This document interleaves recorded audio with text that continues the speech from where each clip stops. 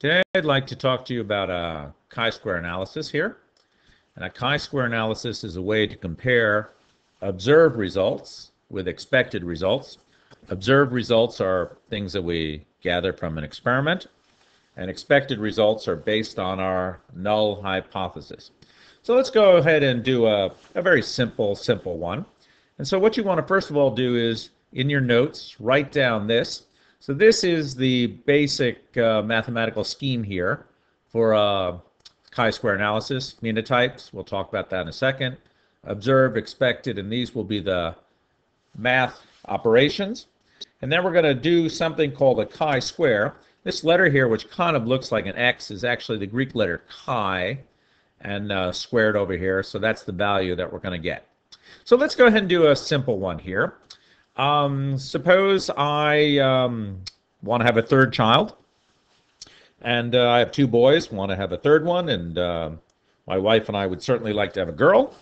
And unfortunately, I tell my wife, I said, well, I think the odds are just 50-50 that you have a boy or girl. You can't influence it just because we had two boys. So the null hypothesis is boys and girls are 50-50. Okay, so what are our phenotypes here? Boy and girl. That's easy. Okay, so I want to gather some data first of all. So let's suppose I just use our class here. And let's suppose that I'm just going to make up some numbers because I'm not sitting there right now. Let's suppose that there are 12 boys in the class, and there are what shall we say, 8 girls. Okay, so that gives us a total of 20 students. Very small sampling size, but we'll work from there. So that's my observed results here. What are my expected? Well, if there are 20 in the total, and my null hypothesis is 50-50, I would expect it to be 10 and 10. Okay, so here's my observed results, and here's my expected results. Okay, now the first thing you do is observed minus expected, so that's 2, and that's -2. Now I know that kind of seems a coincidence, and we'll talk about this in a second, but whenever you do a chi-square where there's only 2 phenotypes, you're obviously going to end up with one positive and the other negative. Then you go ahead and square it. For those of you who've taken a lot of mathematics, the reason why we square things is it makes them positive. So this becomes 4, and that becomes 4. The last thing you do is you divide it by the expected. So here we have 4 divided by 10, which is 0.4, and that's 4 divided by 10, and that's 0.4 also. Then you take these two numbers here, right, and you're going to add them up together. So 0.8. So 0.8 is the chi-square number. So there's our number there. So chi-square, we end up with 0.8. The smaller the number, probably the better. Okay, now we do something called degrees of freedom. Now, degree of freedom is a statistical idea. Basically, it means the number of phenotypes minus 1. So we had 2 phenotypes here, right? So for you high-level math students, 2 minus 1 means our degree of freedom is 1. Okay, so our numbers are 0.8 for chi-square and 1 degree of freedom. Now the last thing you do is you go ahead and you look at a chi-square table. So let's look at a chi-square table. There we go. Looks very imposing, doesn't it? So what you do is you look under 1 degree of freedom, and we're going to look for the number which is closest to 0.8. Okay? So 0.8 is going to be somewhere over here, between 0.9 and between 0.10. Let's say it's right in the middle here. So it's less than 0.9. What does that mean? That means there is a less than 90% chance the null hypothesis is true. Less than 90%. So in other words, the null hypothesis was that boys and girls are 50-50, but based on my data, there's less than a 90% chance that that is true. And I want it to be greater than 90%. Now, that may seem kind of silly. You know, you say, wow, 80%, that's pretty good. But think about it this way. Suppose you were going in to get a vaccination and somebody told you, listen, there's a 80% chance that this may not work. Well, that's not good, right? We want to have a 99% chance that it's going to work, right? So there's less than 90%. Now, you can never come up with 100%. That's the way biology works. It's always percentages. So these are the probabilities up here. So based on 1 degree freedom and the chi-square number, which is going to fall somewhere in between here, maybe right in the middle, there's a big wide span here, it's going to be less than 90. Now, why is that important? I mean, why is there this big span here, right? Because if it's less than 90, the null hypothesis is not true. If it's less than 10%, it's definitely not true. So you either want to be up here or down here, depending on if you like the null hypothesis, yes or no. Let's try another one here. Okay, so let's go ahead and erase this. Let's try another one. So I'll tell you a really funny story, right? I don't know if a lot of you can remember it, but there's a rock band called Van Halen. Yeah, I don't know if they're still around. I think they're actually trying to do a reunion, right? And they did a lot of great classic 70s kind of songs. And there was a urban legend about them that they would always eat M&Ms right before going on stage. And they preferred to have mostly green M&Ms because they thought green meant money and success, and that's what they wanted to eat. So if I go ahead and took a package of M&Ms, what I find that they're loaded with one color more than another color. So let's do our null hypothesis. So our null hypothesis is, remember, there's no difference, right? So all M&Ms are equal in a package. Okay. So let's go ahead and open up a package, and you will see that there are probably 5 different colors of M&Ms. So red and blue and brown and green and yellow. I know they have a lot of other colors these days, but we'll just stick with these 5 colors here, right? Okay. So let's go ahead and open up a package, and I'll do some observations here. And let's suppose I get, what shall we say? I'll say 5 and 4 and 7 and 4 and what have I got here? I want to get a nice even number. What is that? 9 and 11. That's 20. And let's say 5. Okay, let me put all these numbers in the middle here, make it nice and clean. So if I add these up, I think I got 25 there. That's a nice number to work with.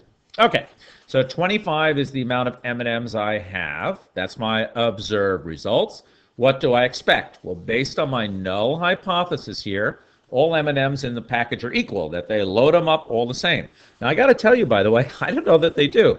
My wife, for example, really likes to only eat the red and the orange ones, so who knows. But let's say, if they were all even, you would expect that these would be 5, 5, 5, 5, 5.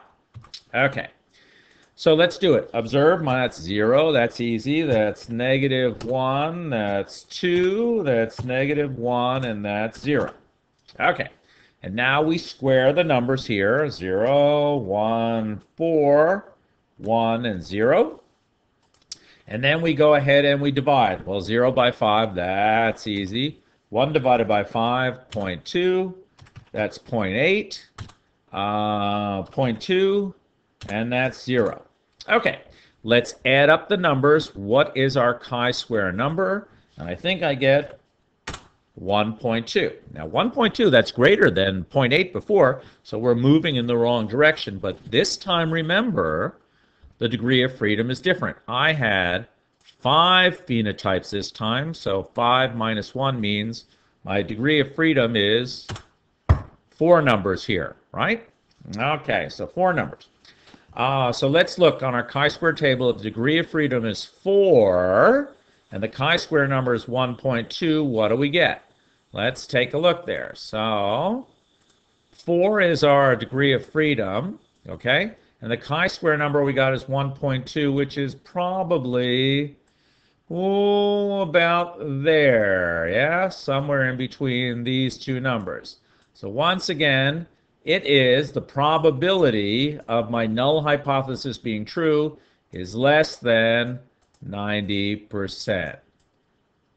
So we'd still then reject the null hypothesis. But wait a second, let's go back. Is that a bad thing? Let's go back there. So if I reject the null hypothesis that all M&Ms are equal, then that tells me, if they're not equal, that they do preload them with one particular color. Now you can see here, it looks like they preload them with brown ones. Those are more than we expected, but is it really enough for us to be convinced that just because the null hypothesis is not true, therefore another hypothesis, that is, they're preloaded with one color, is that true? Well, not really. For that to be, we really want to be greater, we want the probability to be less than 0.1, then we could really say that they are preloaded with one particular color.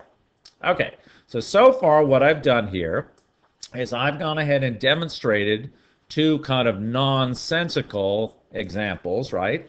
But let's go ahead now and do a real example, right? Okay, so here's a real example. I went ahead and bought a bunch of maize, what we used to call Indian corn. You know, the kind of corn you put out on Halloween and Thanksgiving and so forth. And they charged me a lot of money. They charged me $5 per ear of corn. And the reason they charged me so much was that these corns were the result of a dihybrid cross. Remember our dihybrid cross? That would be this guy, right?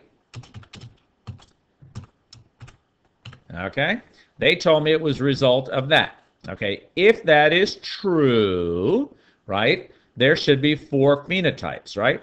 But let's make it easier, right? So just using these letters here. So the phenotypes would be, I'll just use the dominant letters. So it could be that, it could be that, it could be that, or it could be that. Okay, very, very good. So we want to see if we get those. So I'm going to go ahead and do observations by counting a bunch of kernels, right?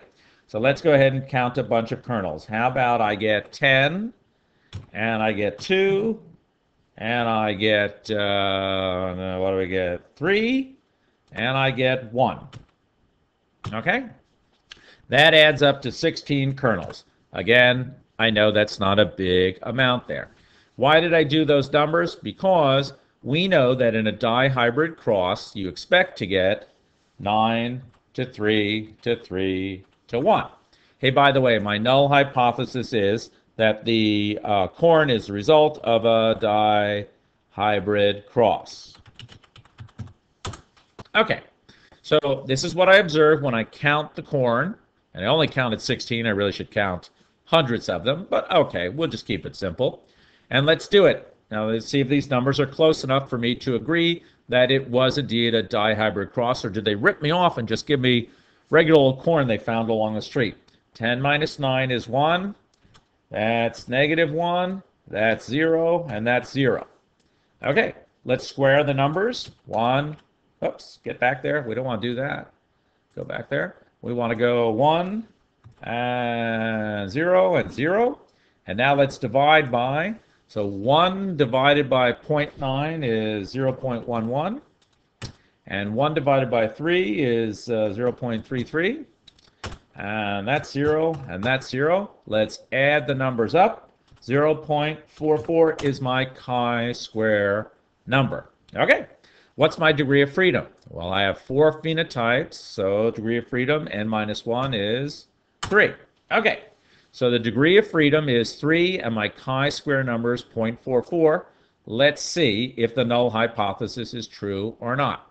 So degree of freedom here is 3, and my number was 0.44, and 0.44 is in between here, right? Somewhere in between. Aha! So this time, the probability that the null hypothesis is true is actually greater than 0.90%. So that's good, greater than 0.90%.